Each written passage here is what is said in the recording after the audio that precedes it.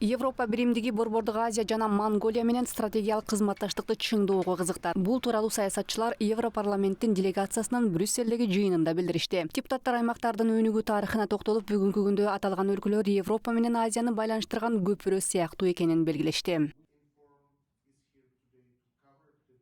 It's a very important and dynamic region also for the Europeans. Борбордук Азия абдан маанилүү жана тез өнүгүп жаткан аймак. Алдыдагы убакта бул мамлекеттер европалыктар үчүн жакын өнүктүш болууга тийиш. Дүйнө тез өзгөрүп жаткандыктан геосаясат барган сайын маанилүү ролду ойнойт. Ошондуктан кызматташтык маанилүү болуп калат. Бул Борбор Азия мамлекеттери үчүн да, Европа биримдиги үчүн да пайдалуу деп ойлойм. Көптөгөн багыттар боюнча кызматташууну бекемдешибиз керек. Атап айтканда, бул транспорт, логистика, инвестиция жана климаттын өзгөрүшү. When it comes to transport, when it comes to investment in the Central Asian states, but also climate change.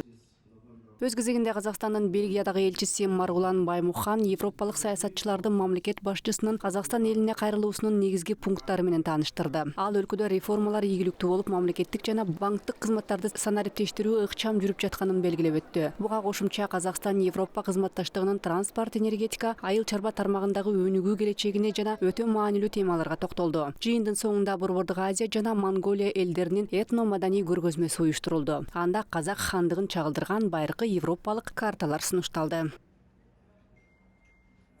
Мероприятие оно очень важно с точки зрения того, что мы обычно в Европейском парламенте. Бул чара абдан маанилүү, анткени Европарламентте саясий жана экономикалык аспектилер талкууланат. Бүгүн биз Борбордук Азия өлкөлөрүнүн жана Монголиянын бардык элчиликтеринин колдоосу менен биздин аймактын маданий мурасын, жалпы тарыхын, салт санаасын көрсөтүү, ата-бабаларыбыздын кол өнөрчүлүгүн кеңири жайылтуу максатында бул жерде көргөзмө уюштурууну чечтик. Ошол эле учурда евро биримдиги менен мамилебизди бекемдейбиз. Мындан сырткары Борбордук Азия өлкөлөрүнүн туристтик жерлери менен Европа өлкөсүн тааныштыруу аркылуу биз башкаларга Казак өлкөсүнүн ажайып жаратылышын жайылтабыз.